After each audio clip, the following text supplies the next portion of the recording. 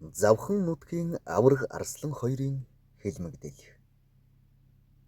Доо яамны чигистүүд авраг шагжийг хүнтэй андууран буудаж, арслан лавгийг төрийн наадамд лам хүн төрүүлсэн гэд хэлмэгдүүлжээ. Эхний түүх. Завхан аймгийн Булнай суманд хөх Санжмитвэнд шагж хүү төржээ. Тэднийх эрэгтэй хүүхэд олонтой. Тэдгээр нь бүгд дээл хувцас уран барилдаж өссөн гэдэг. Монгол улсын авраг шагж нь цэрэгт явхаас өмнө ардын хувьсгалын 14-15 жилийн ойн баярыг тэмдэглэсэн хошуу наадамд 1925-1926 онуудад дараалан төрүүлжээ.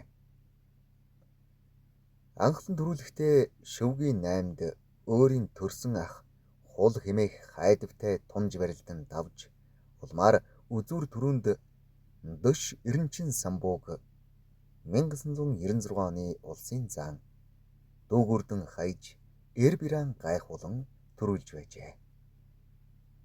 Хойдон жил нь хошуу наадмын шөвгийн дөрөвт мөн өөрийн төрсөн ах Нанзад тулгаттай тунж даваад долоогийн даваанд аймаг сумдаа эд цоорч гарсан дулмаа шонхрыг өвдөг шороодуулан төрүүлсэн түүхтэй. Хожим Нанзад тулгат нь төрсөн дүү шагжигаан 1930 онд 10 давн төрүүлж авраг болоход нь засуулыг хийж байсан гэдгийг.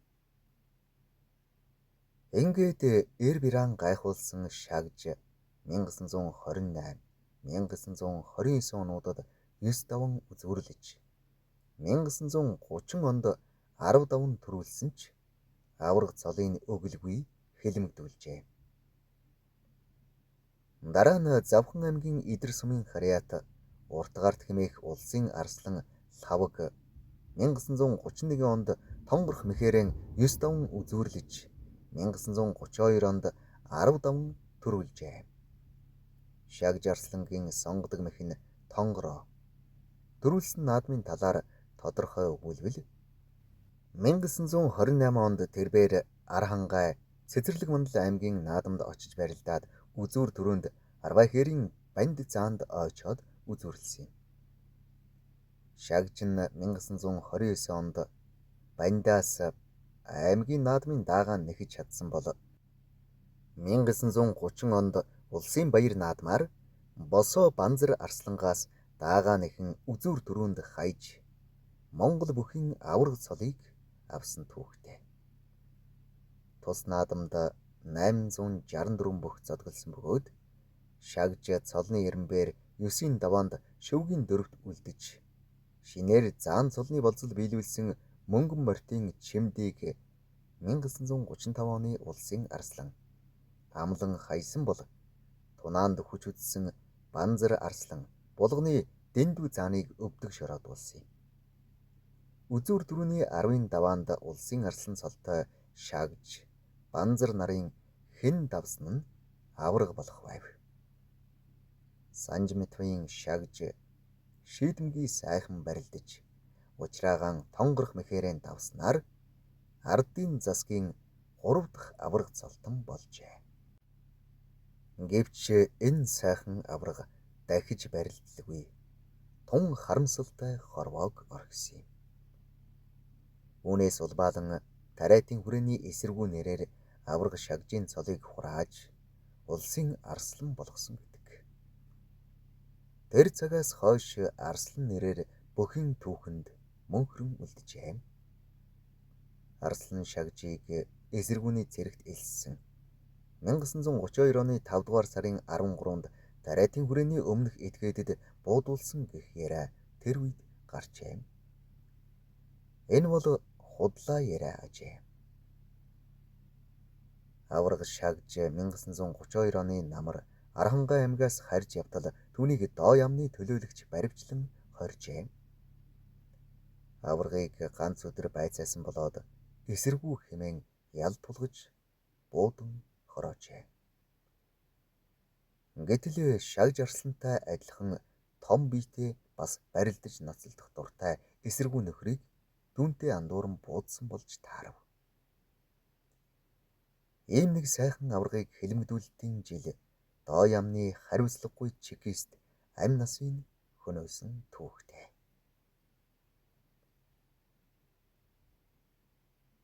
2 дахь түүх. Завхан аймгийн Идэр суманд Малжин ард маамын гэр бүлд 1907 онд лавг нь удаах хүү болон мэндэлжээ. 30-аад онд урт гарт лавг гэж алдарсан тэрээр Москвад цэргийн академи төгссөн, бичиг үсэх тайлагдсан, төвд хэлээр уншиж бичдэг хамгийн өндөр боловсралтай бүх байсан бөгөөд маамын лавг нь анх 1931 оны улсын наадамд зодглож их шөвгт Архангайн Хуягтын банзрагчийг орхин 15 онд цэргийн бэлтгэлийн хурандаа Монголын бэх очиртой үлдэн үзүүрлэж улсын заан цолд хүрчээ.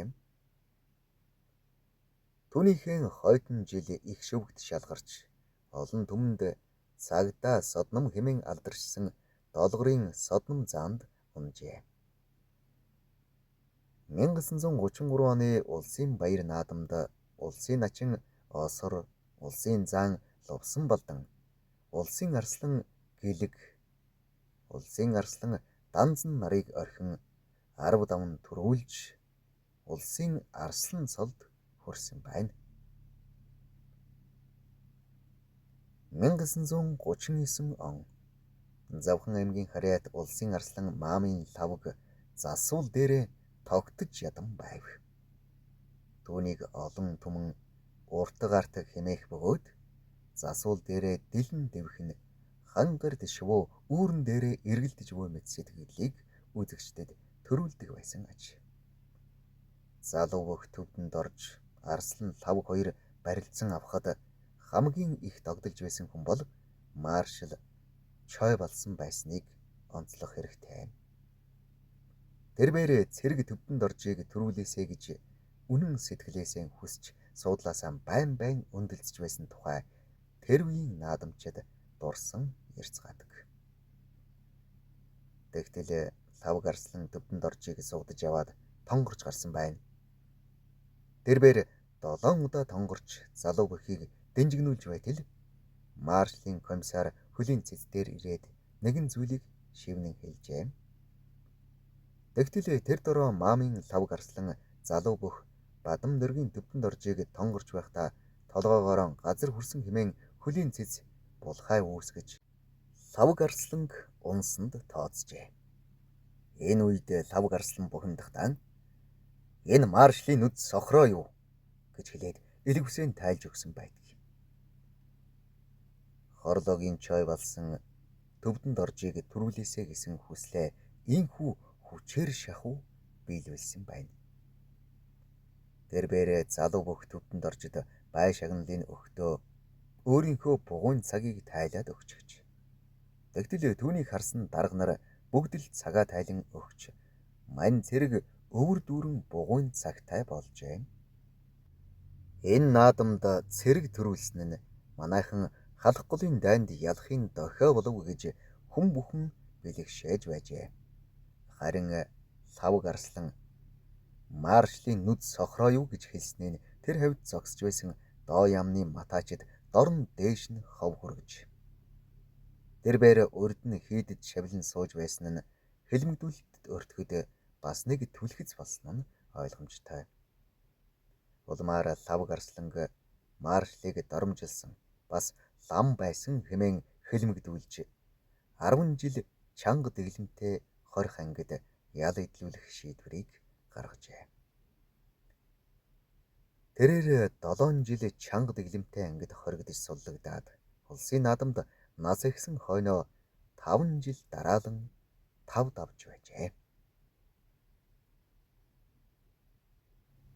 Их сурвалж хоройтой цэг эмээн уншсан Эрхэнбаярын Баддорж.